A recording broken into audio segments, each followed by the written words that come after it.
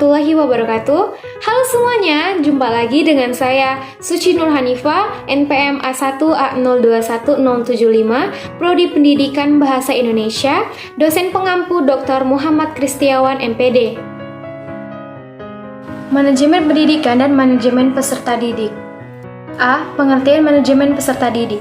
Manajemen adalah suatu proses yang dilakukan agar suatu usaha dapat berjalan dengan baik, memerlukan perencanaan, pemikiran, pengarahan, dan pengaturan, serta mempergunakan atau mengikut sertakan semua potensi yang ada baik personal maupun material secara efektif dan efisien.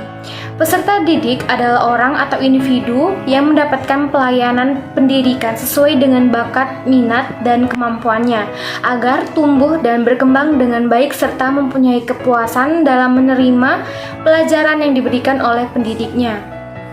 Dari pengertian manajemen dan peserta didik di atas dapat kita simpulkan bahwa manajemen peserta didik adalah pupil personnel administration, artinya layanan yang memusatkan perhatian pada pengaturan, pengawasan, dan pelayanan siswa di kelas dan di luar kelas seperti pengenalan, pendaftaran, layanan individuan, seperti keseluruhan kemampuan, minat, kebutuhan sampai dia lulus sekolah.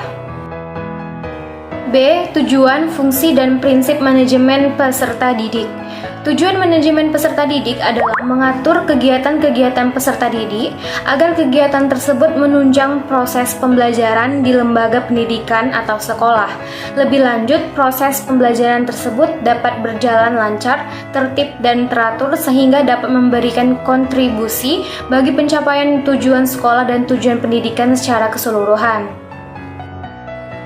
Fungsi manajemen peserta didik adalah sebagai wahana bagi peserta didik untuk mengembangkan diri seoptimal mungkin, baik yang berkenaan dengan segi-segi individualitasnya, segi sosial, aspirasi, kebutuhan, dan segi potensi peserta didik lainnya.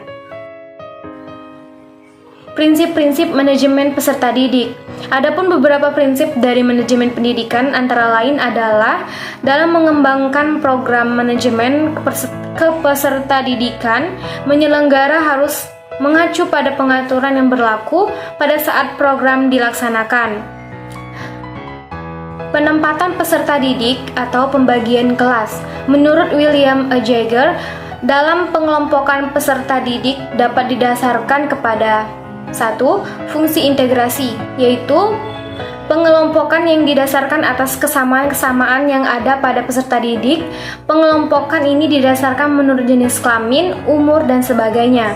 Pengelompokan ini menghasilkan pembelajaran yang bersifat klasikal. 2.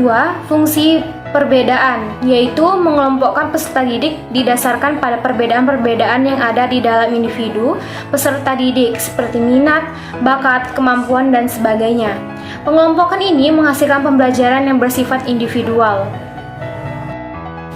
Demikian materi video pembelajaran dari saya.